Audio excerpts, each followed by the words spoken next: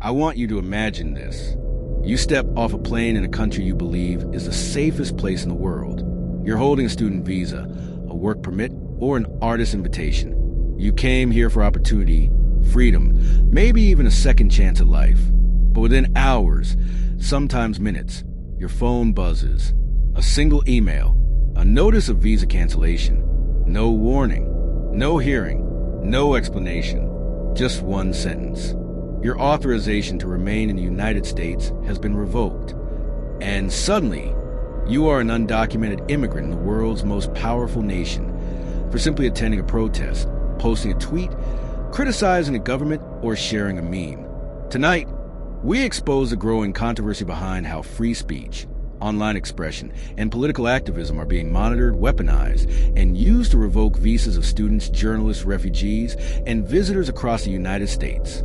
This is not a future scenario. It is happening right now. Welcome to Free Speech and Visa Revocation Controversy, the hidden war on voices they can't control. The story begins with one person, a 22-year-old university student. Her name doesn't matter. In fact, for her safety, you'll never hear it. But her story is the entry point into something much bigger. She arrived in the U.S. for graduate studies. Straight A student. No criminal history. No red flags. 3 weeks after arriving, she attended a peaceful demonstration related to a humanitarian crisis overseas, a crisis affecting her own family back home. She held a sign, took a picture, and posted it on her private social media account. 48 hours later, she tried to log into her student portal. Access denied. Her school had been notified that her visa was no longer valid. Her SEVIS status was terminated. She was told to leave the country immediately. Her crime? She attended a protest the U.S. government considered high-risk political activity. But that was only the beginning. Most Americans have never heard of it. Even fewer international students know it exists. It's called Visa Security Screening and Continuous Vetting. It sounds routine, background checks, security filters. But insiders say it's something far more aggressive. This vetting doesn't stop when you arrive in the United States. It continues every single day you are here. Your social media is scanned. Your posts are saved. Your comments are analyzed. Your protest attendance is tracked. Your associations are flagged. You don't have to be violent. You don't even have to break the law. You just have to say something, anything, that someone in power interprets as controversial.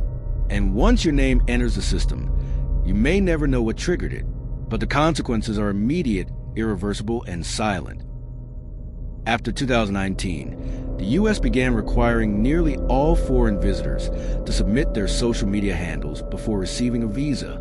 That meant LinkedIn, Instagram, Facebook, TikTok, X, formerly Twitter, private accounts, old accounts, deleted accounts, everything.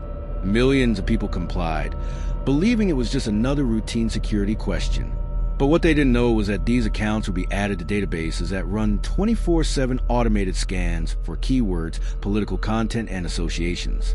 And as political polarization grew in America, so did the number of people flagged not for crimes but for opinions, for protests, for tweets, for retweets, for donations, for attending the wrong event, for criticizing a government, sometimes even for criticizing their own government back home. In the name of national security, free speech became a liability. Over the past 2 years, a quiet but disturbing pattern has been reported by international students, activists, and visiting academics. Visas revoked after attending campus protests. Journalists questioned at airports about their political posts. Artists denied entry due to the content of their work. Students deported for expressing opinions about global conflicts. Refugees threatened with removal for speaking against violence back home. Peaceful organizers monitored after sharing content online. What ties all these cases together? Nothing. And that's the point. The system is not transparent. The rules change without warning. And decisions can be based on interpretation, not evidence. A single officer's subjective judgment can determine whether a family stays or is forced to leave. For some people, their entire future vanished because someone, somewhere, didn't like what they posted or misunderstood what they meant.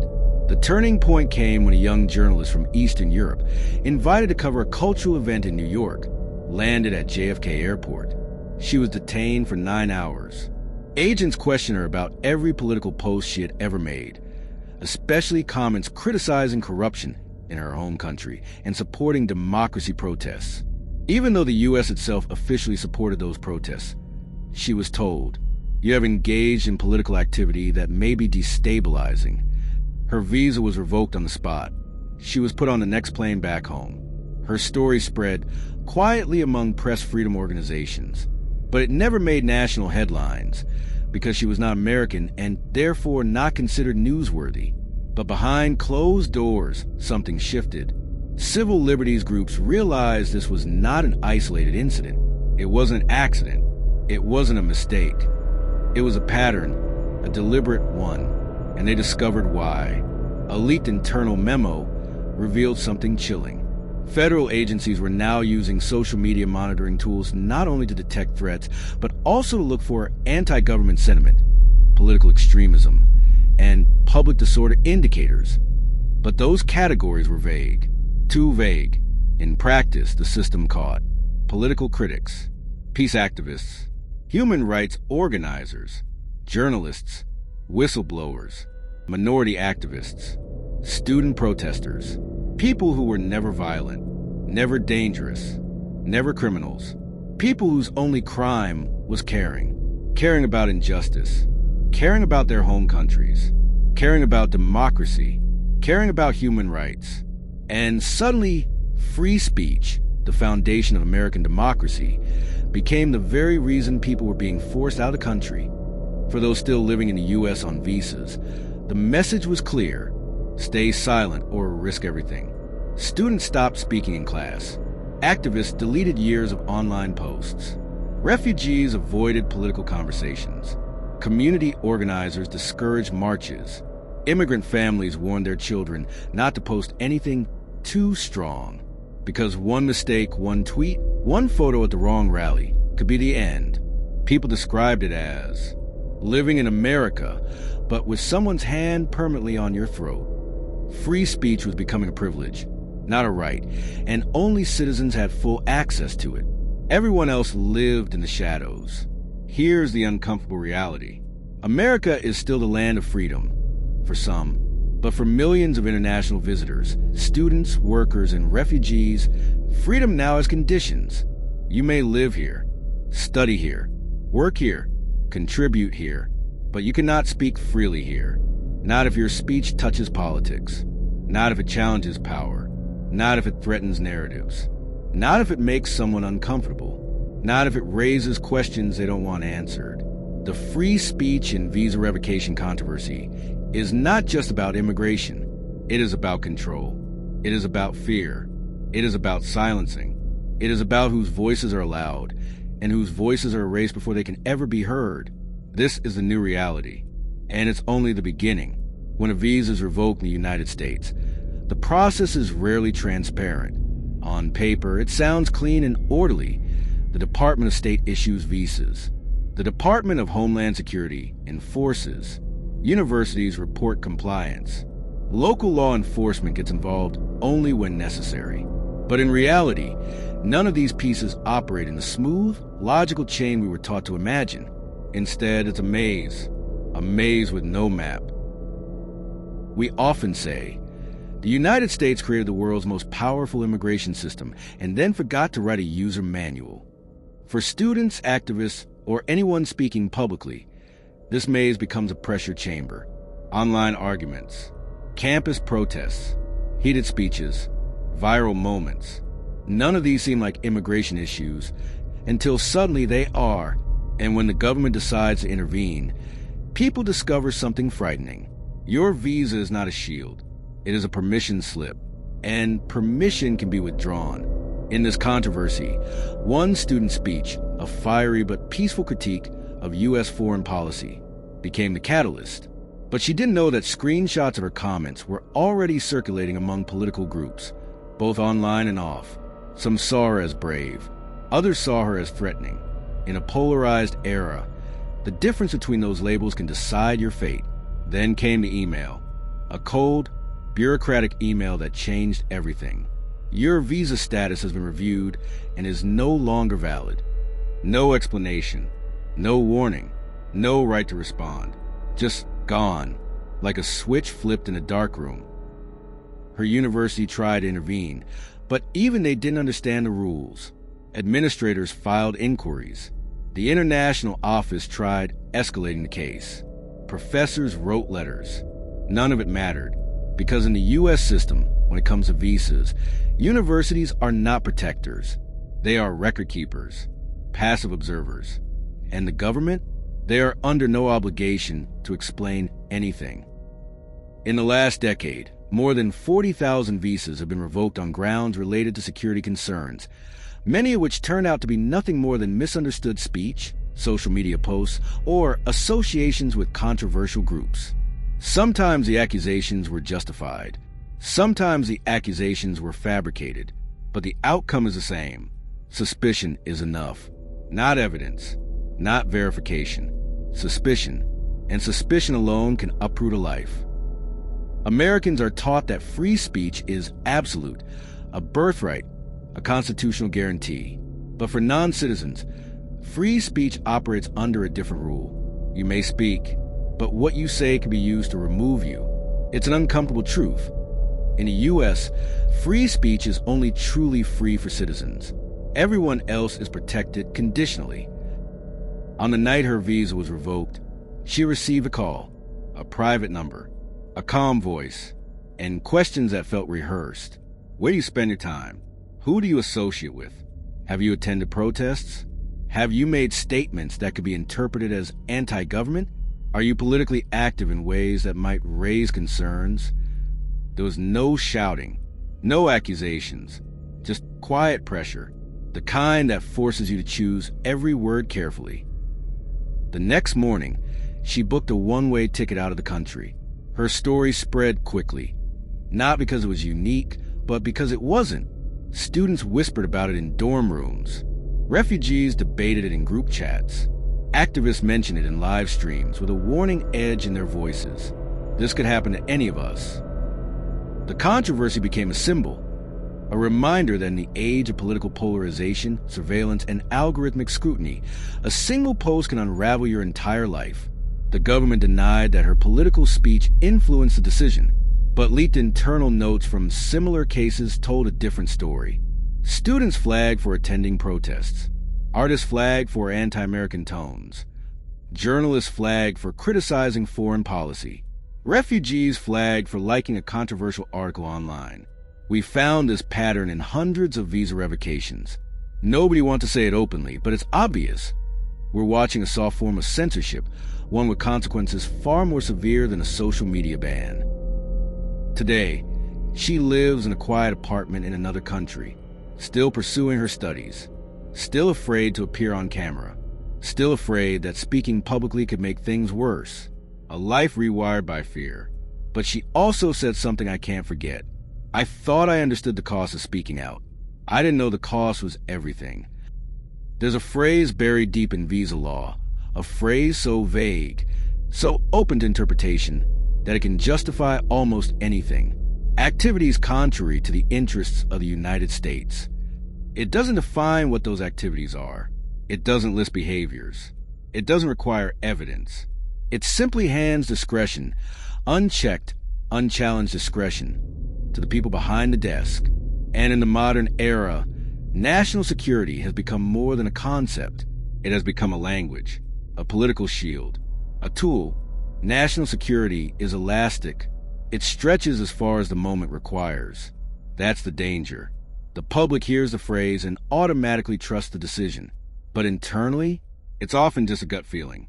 A gut feeling, an algorithmic flag, a misinterpreted quote. These things should not determine a person's fate, but far too often they do. The United States now relies heavily on automated systems to screen immigrants and visa holders. These systems scan years of data, travel history, social media, contacts, and even sentiment analysis on posts. They claim to predict risk. But predictive models don't understand context. They don't understand sarcasm. They don't understand fear or trauma or political nuance. And most importantly, they don't understand that activism is not extremism. These systems aren't designed to protect people. They're designed to remove uncertainty.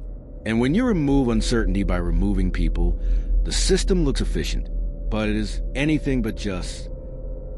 There's one law that immigration attorneys mention in hushed frustration. Visa holders do not have First Amendment protections in immigration matters. Yes, they can technically say what they want. No, the government does not have to ignore it. Speech is protected from criminal punishment, but not from administrative punishment. And visa revocation is administrative. This is the loophole, the quiet backdoor, the exception that turns free speech into conditional speech. It's the perfect contradiction. You can't be arrested for your words, but you can lose your entire life over them. When she landed back home, her phone lit up with messages from friends still in the U.S. Some were supportive, some were terrified, some asked the same painful question. Should we stop speaking out too? She didn't know how to answer, because truthfully, she was asking herself the same thing. My story wasn't supposed to be a warning, but it feels like one. There's a term used in constitutional law, the chilling effect. It describes what happens when people censor themselves not because they are forced to, but because they fear the consequences. In the wake of her case, students across multiple universities pulled down posts, deleted videos, closed accounts, avoided public protests, avoided conversations. Some became shadows of themselves, physically present, but always withholding, always calculating risk, always speaking with the caution of someone being watched. The chilling effect isn't loud. It's not dramatic. It's quiet. It sits in the back of your mind and whispers, "Be careful."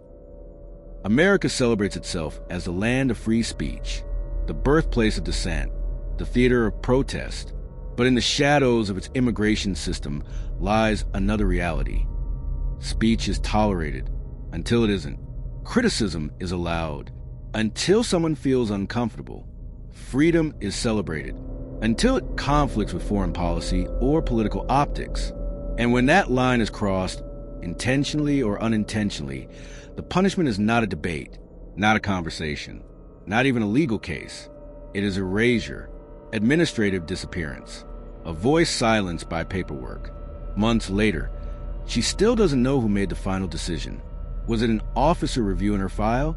An algorithm flagging her profile? A politically motivated tip? A misinterpretation of her activism? Or simply a bureaucratic reflex triggered by pressure? These questions hover like ghosts, every one of them plausible, none of them provable. Because in immigration enforcement, there is no requirement for transparency. The system hides behind silence. And in that silence, suspicion thrives. There is no triumphant conclusion here. No courtroom victory. No public apology from officials. Her life was disrupted. Her plans shattered. Her sense of safety was stolen. And yet, she continues. Studying. Speaking quietly. Working in the background of advocacy groups. Trying to rebuild the life that was taken from her. But the fear remains. It sits with her like a second shadow. I don't know if I'll ever feel safe speaking normally again. Not in public. Not online. Not anywhere. Her story is not just about one student. It's about a system powerful enough to erase people without explanation. A system where rights are conditional. Where political disagreement can be reframed as risk. Where suspicion becomes evidence. Where speech becomes dangerous. It's about the quiet shift happening in democracies worldwide. A shift where security trumps liberty, where control replaces trust, and where freedom becomes a calculation instead of a principle. And if we don't acknowledge it now, one day, we may find that the silence we enforce has grown louder than the voices we try to protect. I wish I could tell you that justice came eventually, that the system corrected itself, that the truth won out, but it didn't. This isn't that kind of story. This is a documentary about the dangers that grow in unanswered questions, the human cost of invisible decisions, and the fragile, uncomfortable reality that free speech, for millions of people living in America, is not a right. It is a privilege that can be revoked, In a nation built on freedom, we must ask ourselves, do we still recognize the difference between protection and control?